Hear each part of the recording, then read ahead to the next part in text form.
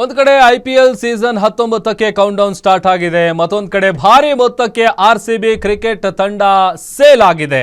ಬರೋಬ್ಬರಿ 16,700 ಕೋಟಿಗೆ RCB sale ಆಗಿದೆ.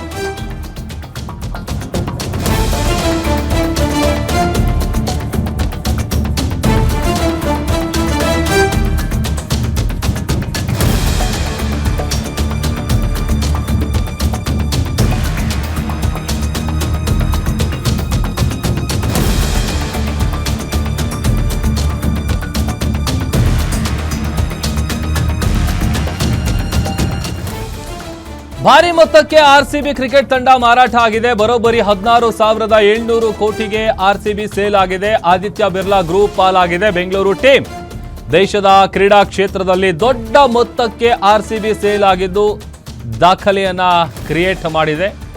ವಿಶ್ವದ ಅತ್ಯಂತ ಜನಪ್ರಿಯ ಕ್ರೀಡಾ ಫ್ರಾಂಚೈಸಿಗಳಲ್ಲಿ ಒಂದಾಗಿದೆ RCB. ವಿಕ್ರಮ್ ಬಿರ್ಲಾ ಈಗ RCBಯ ಹೊಸ ಚೇರ್ಮನ್.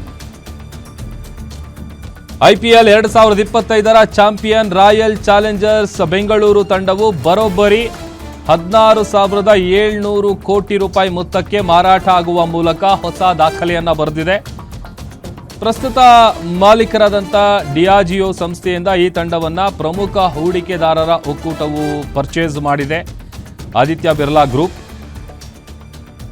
16,700 ಕೋಟಿ ರೂಪಾಯಿ ಮೊತ್ತದ ಈ ಒಪ್ಪಂದ IPL ಇತಿಹಾಸದಲ್ಲೇ ಅತ್ಯಂತ ದುಬಾರಿ ಫ್ರಾಂಚೈಸಿ ಎಂಬ ಹೆಗ್ಗಳಿಕೆಗೆ RCB ಪಾತ್ರ ಆಗಿದೆ. ಆರ್ಯಮಾನ್ ವಿಕ್ರಮ್ ಬಿರ್ಲಾ ಅವರು ಈ ಹೊಸ ಮಾಲೀಕತ್ವದ ಅಡಿಯಲ್ಲಿ ತಂಡದ ಅಧ್ಯಕ್ಷರಾಗಿ ಕಾರ್ಯನಿರ್ವಹಿಸಲಿದ್ದಾರೆ. IPL 2026ರ ಸೀಸನ್ ಮುಗಿದ ನಂತರ ಈ ಹೊಸ ಮಾಲೀಕತ್ವವು ಅಧಿಕೃತವಾಗಿ ಜಾರಿಗೆ ಬರಲಿದೆ. ಅಲ್ಲಿಯವರೆಗೆ ಡಿಯಾಜಿಯೋ ಸಂಸ್ಥೆಯ ತಂಡದ ಜವಾಬ್ದಾರಿಯನ್ನ ಮುಂದುವರಿಸುತ್ತೆ ಅಂತ ಗೊತ್ತಾಗಿದೆ. ಈ ಒಪ್ಪಂದವು ಕೇವಲ ಪುರುಷರ ತಂಡಕ್ಕೆ ಸೀಮಿತ ಆಗಿಲ್ಲ. RCB ಮಹಿಳಾ ತಂಡವನ್ನು ಇದೇ ಒಕ್ಕೂಟವು ತನ್ನ ತೆಕ್ಕೆಗೆ ತೆಗೆದುಕೊಂಡಿದೆ.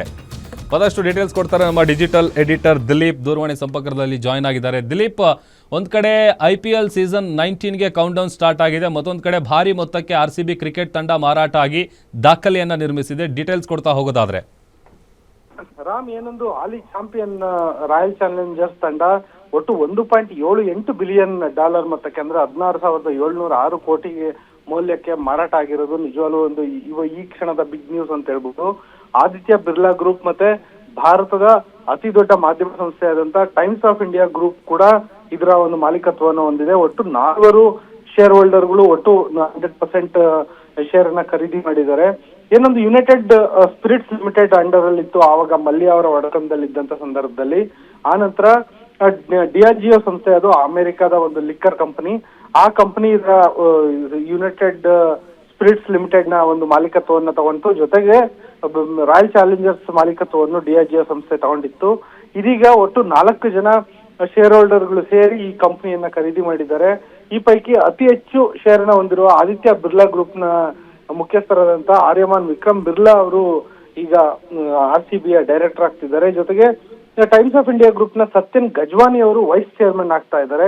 ಇದಲ್ಲದೆ ಏನೊಂದು ಹೂಡಿಕೆ ಸಂಸ್ಥೆ ಅಂತಾನೆ ಹೆಸರಾಗಿರುವಂತ ಬ್ಲಾಕ್ ಸ್ಟೋನ್ ಮತ್ತೆ ಬೋಲ್ಟ್ ವೆಂಚರ್ಸ್ ಅನ್ನೋ ಸಂಸ್ಥೆಗಳು ಕೂಡ ಇವಾಗ RCBಗೆ ಪಾರ್ಟ್ನರ್ಸ್ ಆಗಿರ್ತಾರೆ ಅಂತ ಮಾಹಿತಿ ತಿಳಿದು ಬರ್ತಾ ಇದೆ. ಒಟ್ನಲ್ಲಿ ಹೇಳ್ಬೇಕಂದ್ರೆ 2008ರಿಂದ 2026ರವರೆಗೆ ಯುನೈಟೆಡ್ ಸ್ಪಿರಿಟ್ಸ್ ಲಿಮಿಟೆಡ್ ಅಂಡರ್ ಅಲ್ಲಿ ಇದ್ದಂತಹ RCB ಇದೀಗ ಅಧಿಕೃತವಾಗಿ ಆದಿತ್ಯ ಬಿರ್ಲಾ ಗ್ರೂಪ್ ತೆಕ್ಕೆಗೆ ಜಾರಿದೆ ಅಂತ ಹೇಳ್ಬೋದು. ವಿಜಯ್ ಮಲ್ಯ ಅವ್ರದ್ದು ಕೂಡ ಶೇರ್ ಇತ್ತು, ಡಿಯಾಗೋ ಸಂಸ್ಥೆ ಅಂಡರ್ ಅಲ್ಲಿ ಬಂದಿದ್ರು ಕೂಡ United spirits limited. Vijay Mallya ಅವ್ರದ್ದು ಕೂಡ ಸ್ವಲ್ಪ ಮಟ್ಟಿಗೆ ಶೇರ್ ಇತ್ತು.